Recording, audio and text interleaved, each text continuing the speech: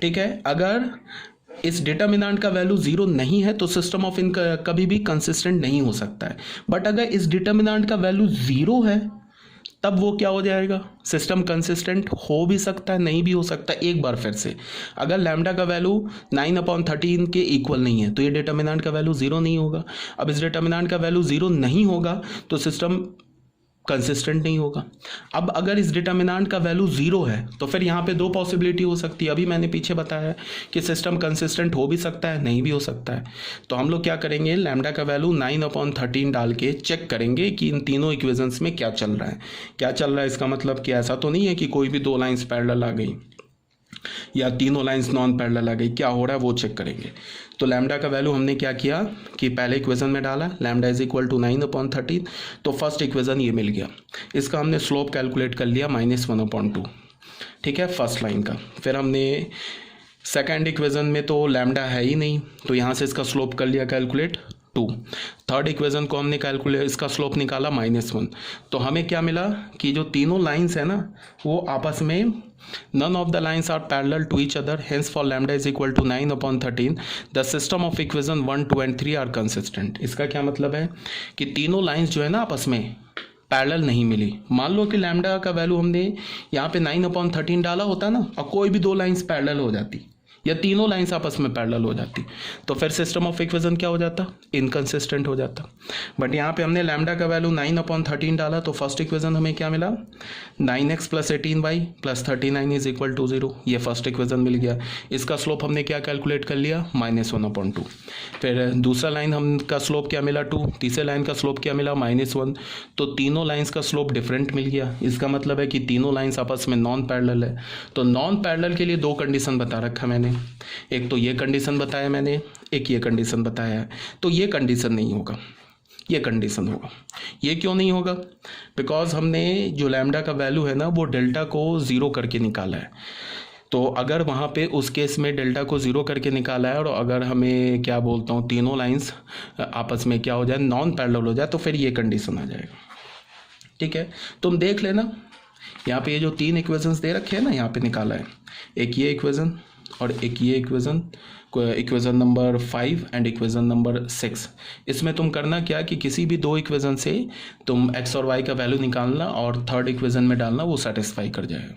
तो system of equation क्या हो जाएगा, कंसिस्टेंट हो जाएगा। ठीक है, तो ये था हमारा system of equation containing 2 variables and 3 equations. तो यहाँ तक तो क्लियर होना चाहिए, कोई प्रॉब्लम नहीं होनी चाहिए।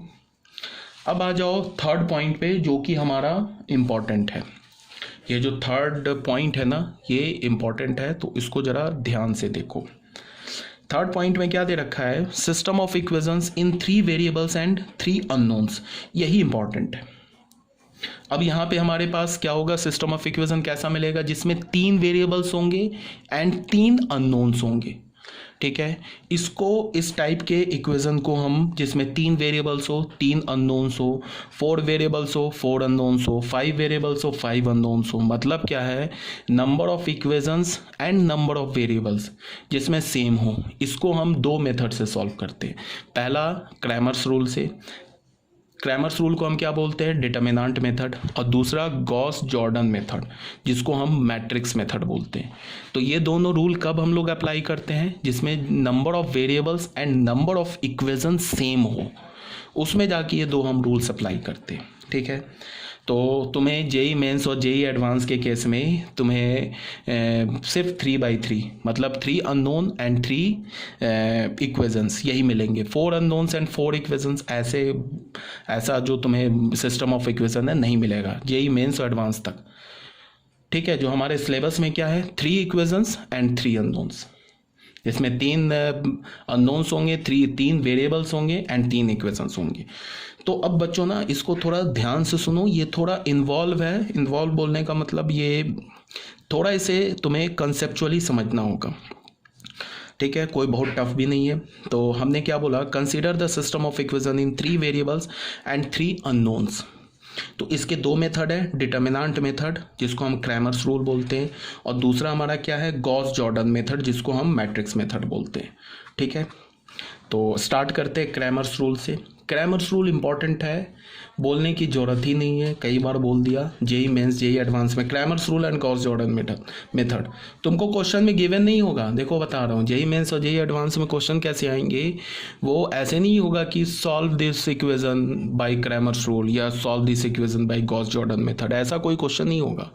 तुम्हें क्या होगा कि 3 इक्वेशंस दे देंगे 3 अननोन्स में, अब उसमें कंसिस्टेंसी इनकंसिस्टेंसी पूछेंगे, बोलेंगे लैम्डा का वैल्यू ये होगा तो बताओ सिस्टम कंसिस्टेंट है या इनकंसिस्टेंट है, इन्फिनाइट में नहीं सॉल्यूशन है। या 3 इक्वेशंस 3 वेरिएबल्स दे देंगे, तुमको उसमें कोई लैम्डा वैम्डा डाल देगा और बाद में क्या बोलेगा कि फाइंड वेदर दिस सिस्टम और डिफरेंट लैम्डा के डिफरेंट वैल्यूज़ पे तुम्हें सिस्टम ऑफ इक्वेशन के कंसिस्टेंसी और इनकंसिस्टेंसी पर डिस्कस करना होगा। अब चाहे तुम क्रैमर्स रूल यूज़ कर लो, चाहे तुम गॉस जॉर्डन मेथड यूज़ कर लो, वो नहीं देखने जा रहा है कि तुम कौन सा रूल यूज़ कर रहे हो, बस उसको वहाँ पे आंसर चाहिए।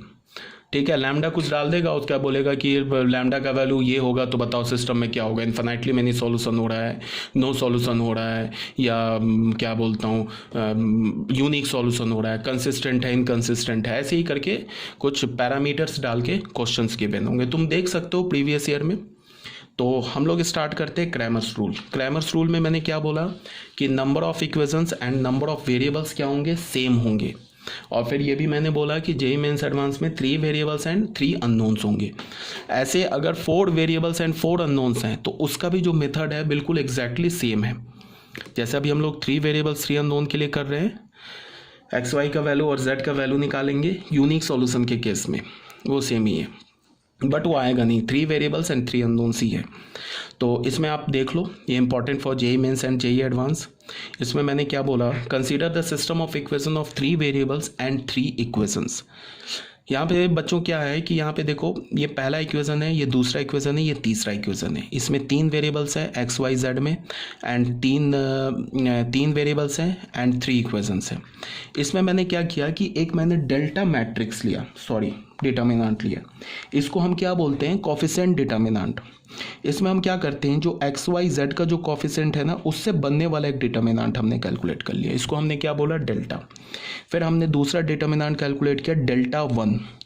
इसमें हमने क्या किया, जो डेल्टा डिटर्मिनेंट है ना, डेल्टा डिटर्मिनेंट, इसका जो पहला कॉलम है A1 A2 A3, इसको हमने D1 D2 D3 से रिप्लेस कर दिया। ठीक है, फिर क्या किया कि जो डेल्टा 2 डिटर्मिनेंट है, इसमें जो दूसरा कॉलम है B1 B2 B3, इसको भी हमने डेल्टा 2 में D1 D2 D3 से रिप्लेस कर दिया। डेल्टा 3 कैसे हमने फाइंड किया, जो डेल्टा डिटर्मिनेंट है ना, इसका जो थर्ड कॉलम है, इसको हमने D1 D2 D3 से रिप्लेस कर दिया। ठीक है, डेल्टा कैसे निकला, डेल्टा क्या हमारा एक्स वाई जेड जो वेरिएबल है उसके कोफिशिएंट से बनने वाला डिटर्मिनेंट। डेल्टा 1 कैसे निकाला हमने, डेल्टा में जो फर्स्ट कॉलम है उसको हमने तीनों कांस्टेंट D1 D2 D3 से रिप्लेस कर दिया तो हमें डेल्टा 1 मिल गया। अब डेल्टा के सेकंड कॉलम को अगर हमने D1 D2 D3 से रिप्लेस कर दिया तो हमें डेल्टा 2 मिल गया। डेल्टा 3 में हमने क्या किया, डेल्टा के थर्ड कॉलम को अगर हमने D1 D2 D3 से रिप्लेस कर दिया तो हमें डेल्टा 3 मिल गया। ठीक है, यहाँ तक तो कोई प्रॉब्लम नहीं होगी। अब क्या है बच्चों की, जो मैं बोल रहा हूँ थोड़ा इसको ध्यान से सुनो, क्या बोला जा रहा है। हमने क्या किया कि यहाँ पे एक हमने CA1 ये यूज़ किया है, यहाँ पे CA2, यहाँ पे CA3। C किसे रिप्रेजेंट कर रहा है, ये कैपिटल C, ये रिप्रेजेंट कर रहा है को फैक्टर ऑफ एलिमेंट A1, ये कर रहा है को फैक्टर ऑफ एलिमेंट A2, और ये रिप्रेजेंट कर रहा है को फैक्टर ऑफ एलिमेंट A3। हमने क्या किया, अब हमने देखो क्या किया, हमने हमारे पास जो फर्स्ट इक्वेशन है ना, उसको ये जो पहला डेल्टा का ये जो पहला कॉलम है ना A1 A2 A3, इस पहले कॉलम के जो 3 एलिमेंट्स हैं इसके को फैक्टर से मल्टीप्लाई करके ऐड कर दिया। मतलब क्या है कि फर्स्ट इक्वेशन को हमने मल्टीप्लाई किया CA1 से, प्लस सेकंड इक्वेशन है इसको हमने मल्टीप्लाई किया CA2 से, प्लस ये जो थर्ड इक्वेशन है इसको हमने मल्टीप्लाई किया CA3 से। ठीक है, तो देख लो, थोड़ा सा मैं टिल्ट करता हूँ। फर्स्ट इक्वेशन को मल्टीप्लाई करेंगे तो क्या हमें मिलेगा, A1 into CA1 plus A2 into CA2 plus A3 into CA3, x common ले लिया। फिर क्या मिलेगा हमें, B1 इंटू CA1 प्लस क्या मिलेगा, B2 into CA2 plus B3 into CA3 Y plus Z में क्या होगा C1 into CA1 plus C2 into CA2 plus C3 into CA3Z is equal to क्या होगा D1 CA1 plus D2 CA2 plus D3 CA3। ठीक है, अब जरा तुम ध्यान दो, यहाँ देखो ये क्या लिखा हुआ है, ये वाला टर्म क्या लिखा है, इसको देखो A1 है ना बच्चों, यहाँ ध्यान दो। चलो इसको थोड़ा ऊपर करते हैं। ये जो A1 है ना, A1 ये देखो अपने कोफैक्टर CA1 से मल्टीप्लाई हो रहा है, ठीक है ना। और ये जो A2 है ना, ये A2 ये भी अपने कोफैक्टर CA2 से मल्टीप्लाई हो रहा है, और यहाँ A3 भी क्या है, ये भी अपने कोफैक्टर से मल्टीप्लाई हो रहा है।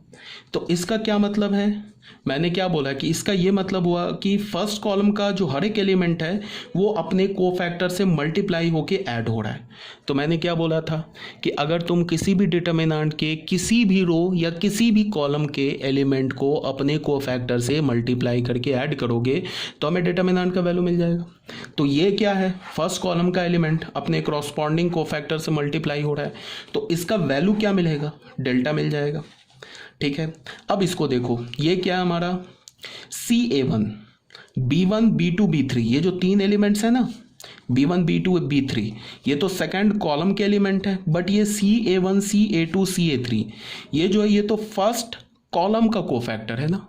तो मैंने क्या बोला था कि अगर तुम कॉलम तो सेकंड उठा लो बट तुम कोफैक्टर फर्स्ट, कॉलम सेकंड हमने ले लिया बट कोफैक्टर हमने किसका लिया, फर्स्ट कॉलम का।